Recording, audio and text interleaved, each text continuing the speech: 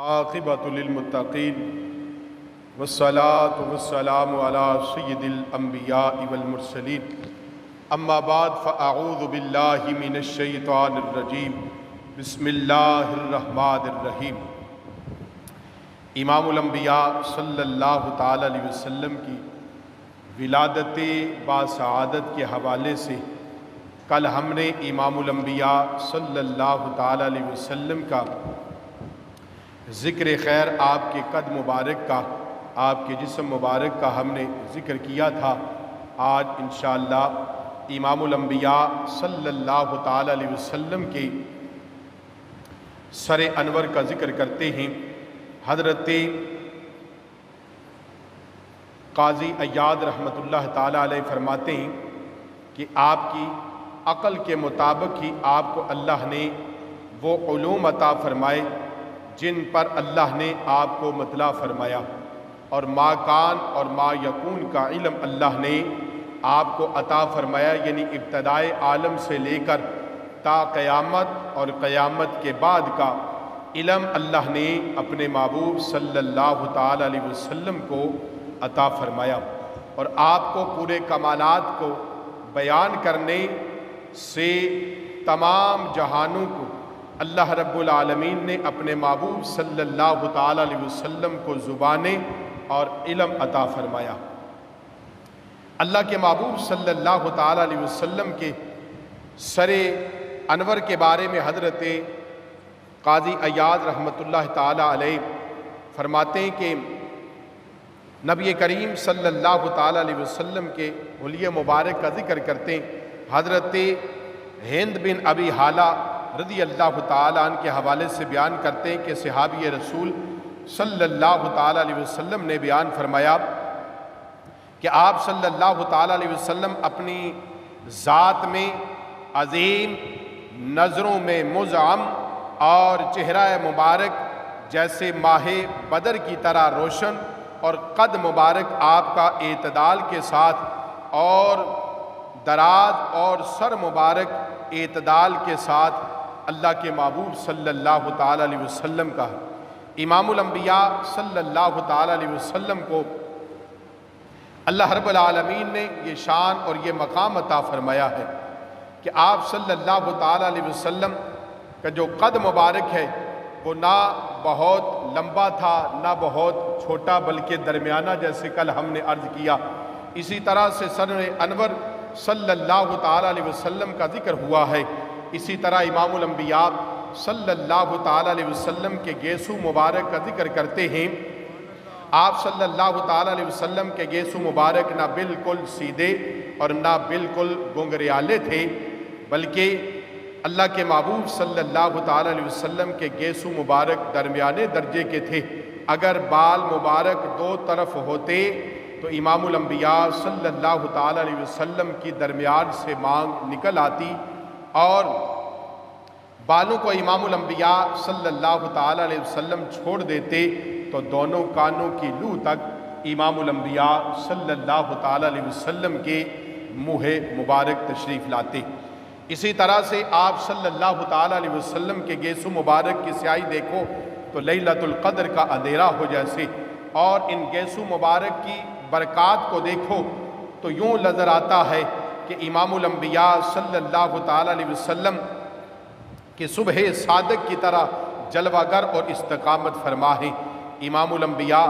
صلی اللہ تعالی علیہ وسلم کا حلیہ مبارک جو آپ کے صحابہ نے بیان فرمایا ہے، اور اسی طرح سے آپ کے منہ مبارک کا، بالوں مبارک کا جو ذکر کیا ہے وہ صحابہ اکرام نے،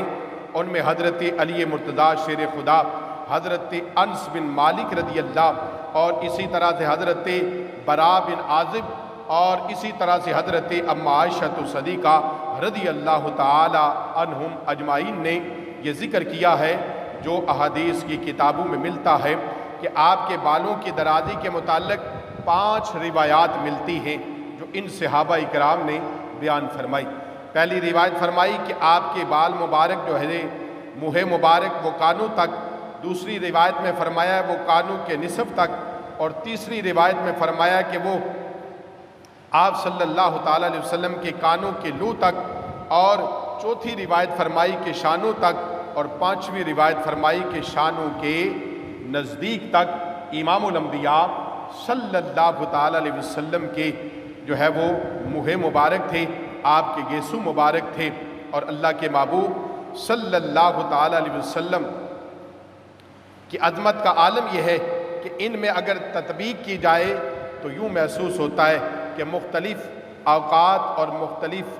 احوال پر جب انہیں دیکھا جائے، یعنی جب آپ صلی اللہ علیہ وسلم بال کٹوا دیتے تو کانوں تک رہ جاتے،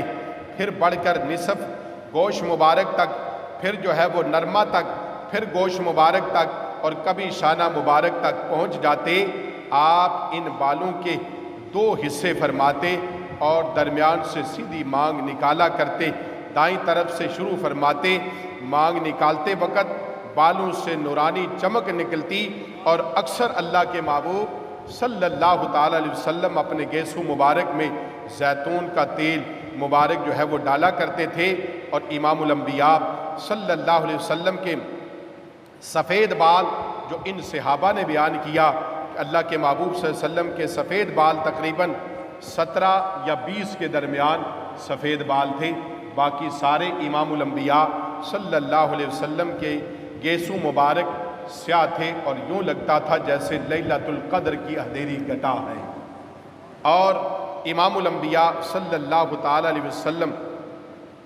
اگر دیکھیے تو دنیا کا کوئی وزیر ہو، بادشاہ ہو،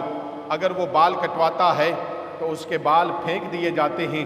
نالیوں کے نظر ہو جاتے ہیں، بہا دیے جاتے ہیں، غلاظت میں لتھڑے ہوئے ہوتے ہیں، کوئی انہیں اٹھاتا نہیں، کوئی انہیں سنبھالتا نہیں، کوئی انہیں ہاتھ نہیں لگاتا، کوئی اٹھاتا نہیں، کچرے کے ڈھیر پر پھینک دیے جاتے ہیں۔ لیکن امام الانبیاء صلی اللہ تعالی علیہ وسلم کی یہ شان ہے، جب آپ بال کٹواتے تو صحابہ اکرام رضوان اللہ تعالی علیہم اجمعین آپ کے چاروں طرف گرد آپ کے جمع ہو جاتے اور اپنے ہاتھ پھیلا لیا کرتے تھے، اور امام الانبیاء صلی اللہ تعالی علیہ وسلم کے یہ منہ مبارک کو بطور تبرک اپنے پاس حاصل کر لیا کرتے تھے، اور صحابہ اکرام اپنی زندگی میں اپنے پاس رکھتے، اور جب آخری وقت آتا تو صحابہ وصیت کرتے، اپنے گھر والوں سے کہتے کہ جب میرا وصال ہو جائے تو میری آنکھوں پر میرے آقا کے منہ مبارک رکھ دینا۔ اللہ اکبر۔ امام الانبیاء صلی اللہ تعالی علیہ وسلم کو اللہ نے یہ شان اور یہ مقام عطا فرمائی ہے۔